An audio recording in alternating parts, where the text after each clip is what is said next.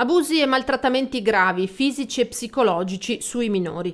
Da 17 anni in Veneto operano nelle ULSS equip specializzate per intercettare e trattare situazioni di questo genere e i numeri impressionano. Sono oltre 500 i casi in trattamento nei primi 6 mesi del 2019 in tutto il territorio regionale. A coordinare il lavoro di questi gruppi è l'azienda sanitaria di Treviso. Esistono 5 equip interprovinciali in tutta la regione Veneto che lavorano già dal 2002 su queste situazioni, che sono peraltro situazioni molto gravi sulle quali bisogna intervenire tempestivamente.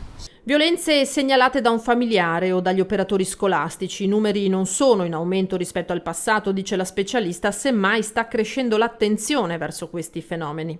Forse è aumentata la sensibilizzazione sul territorio, per cui gli operatori sanitari, sociosanitari e anche scolastici, e non ultimo anche il mondo delle associazioni, è in grado di rispondere e di dare visibilità di queste situazioni. Affidare a degli specialisti il recupero di bambini abusati o maltrattati può voler dire permettere loro di condurre da grandi una vita senza disagi o squilibri. E a monte c'è un lavoro non facile da fare con il mondo degli adulti.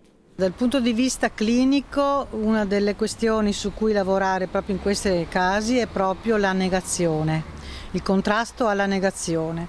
E quindi il nostro lavoro è proprio incentrato su abbattere le resistenze lì dove c'è una tendenza a negare ciò che è accaduto oppure ciò che può essere emerso.